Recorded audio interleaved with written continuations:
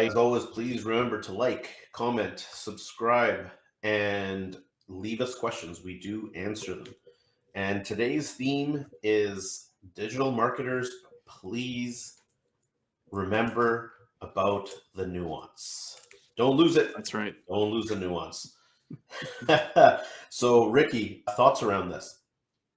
Yeah, this is something that I've been beating this drum for a while now. I feel like for the past few months, for the past year, it's one of these things where it's so critical, even when you have a team that is like super technically skilled, when you've got digital marketers, whether they're on your team or whether it's the agency you're working with, even if they're extremely technically savvy and they understand the platforms, they know how to make the platform win for them. When you find those situations where you're not quite winning, it's so often I find it's the nuances getting lost. And this is like the critical piece that needs to be uncovered. And often the nice thing is like we put the systems in place where the data will often lead us to the path of, okay, what are we missing here so that we can win? And then that allows us to address that. So having the data for one is critical. But this really comes down to, if you're an internal team or an agency,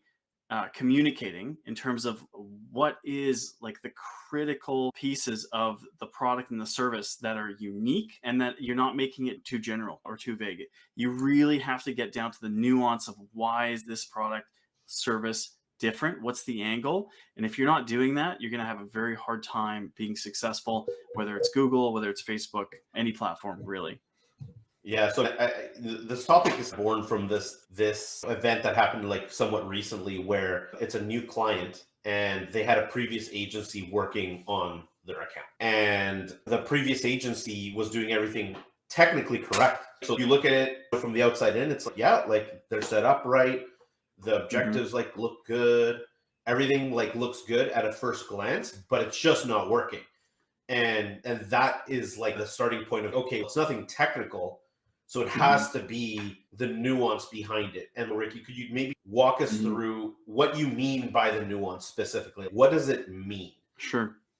Yeah, the nuance is generally, if we're using keywords as an example, you could use the product keyword, right? You could go to your client's website, you can look at the keywords they're using, and you can put those into, let's say, a Google Ads campaign, and then you can just assume that Google is going to find you the right people to target. But the thing is that if you don't understand the nuance, then when you look at the output of what Google is doing, you won't be able to understand whether it's actually what you should be seeing or whether it's incorrect. So basically, you want to make sure that you have enough negative keywords. You want to make sure that you're reviewing your search terms report to see that the output actually matches the input that you're giving it. Because, and I've seen this in so many cases, Google is horrible at the nuance. We know it's great when it comes to measuring behavior and matching up cohorts and personas, but when it comes to really understanding the nuance of what you're trying to do, what you're trying to get the system to do, it's not great at this. So you have to give it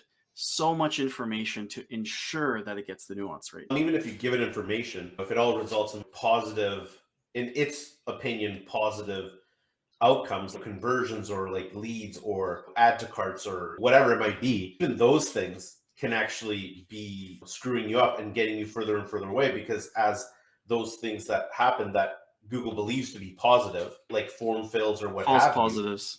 yeah, they become false positives, which actually makes the algorithm worse over time for you, to the point where you have to either restart it brand new because too much of the wrong data has now been processed and optimized for. And I think that this is where people look at specific items too generally. Let me explain. When you look at your sales and marketing funnel, so it all starts online, and then whether you're selling something direct, it stays online, or if you're B2B, eventually somebody picks up a phone, salesperson calls somebody. You have to always keep in mind the entire funnel. So when you're looking at like how many people are seeing this, how many people are interacting with this, how many people are going to clicking through to the landing page, how many people are looking at the video on the page or not bouncing in the first 10 seconds, looking at these numbers all the way to a form fill, and then even tracking it after a form fill. So it's like, okay, it's an MQL now, a marketing qualified lead. How many of those turn into a sales qualified lead? How many of those turn into a proposal? And how many of those turn into a sale? Like looking at the full funnel is something that people aren't doing often enough. And this is where the false positive hits, right? Mhm. I've talked about this at length in the past where it's okay, you have a lead, it comes in, and you paid $50 for it. Sounds great. And there's another lead that you paid $400 for. Doesn't sound so great. Okay, the $400 lead closes 5 times more, or like first cheap lead closes at 5% chance. The second one closes at, okay, that's something in of itself. And then all of a sudden you realize that the $400 lead not only closes 50% of the time, but on top of that, the average sale is quadruple. All of a sudden, Mhm. $400 sales like the cheapest lead on the planet when you Yeah. take those two factors into consideration, because it's a false positive. But if you only look at the fact that it's a $50 lead, you're like, oh, a Mhm. $50 lead. Let's take all the money away from the $400 lead, dump it all into the $50 lead. But again, and like this sounds like really obvious. I repeat it all the time because I see it all the time, Yeah. over and over again, because people are looking at numbers that don't matter. They're Yeah. not looking at money. They're not looking at revenue. And because they get blinded by the super high conversion rate, or, oh, we have this like 20% conversion on this landing page. It's so good, but it doesn't actually sell anything all the time, because Yeah. not just that it happened overnight. They've been working on that landing page for months, half a year. Look how good the conversion percentage is. Again, it generates no sales compared to everything else. And you shut everything else off. And then you're asking yourself why the revenue is no longer profitable on aggregate from your marketing and sales activities. It's like you optimized yourself out of the money. Exactly. And I think that's one of the biggest red flags to watch for is go and manually go through all of the submissions, all the form submissions, check them out. Don't just assume, oh, Google is sending me conversions. That means we're winning. Go actually look at what's coming through.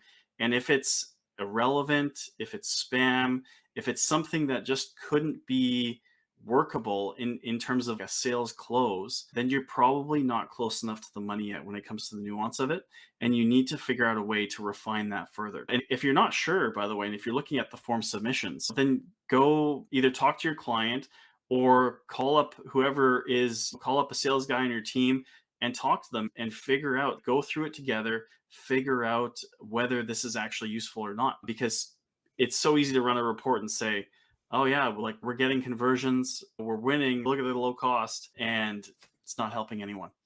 Yeah, and in a situation where it's non-ecom, right? Because ecom, you can tell right away. It's, oh, like tons of people are going through, adding to cart, not checking out. It's okay, like that's a problem. Is it the checkout problem, or is it that it's the wrong people problem? Like it's the data is super obvious, but again, looking at the full funnel, even in ecom, highly required on a per campaign basis.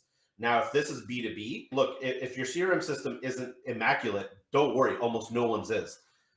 Tell your salespeople, like for every single MQL that comes in, score it out of 10, right? It's like they've talked to the client, it's scored out of 10. And then figure out where the 8s, 9s, and 10s are coming from, right? What campaigns are those coming from? And then get more of those. Feel sad, Ricky? No, absolutely. I was just going to say, actually, that's a really good method. It doesn't have to be complicated. Keep it simple. If you want to just figure out some of these leads, whether they're quality or not, do it manually. Use a spreadsheet. It doesn't have to be fancy. Just get it done so you get the right information. And that's a great starting point. So remember, always look at the whole funnel, not just part of it, not just at the key KPI that you're looking at. Follow the money. Look at the entire funnel as a whole. Figure out where the blockages in that funnel is, and then work towards clearing those blockages up. Again, Nick and Ricky here from Blue Meta. Until next time.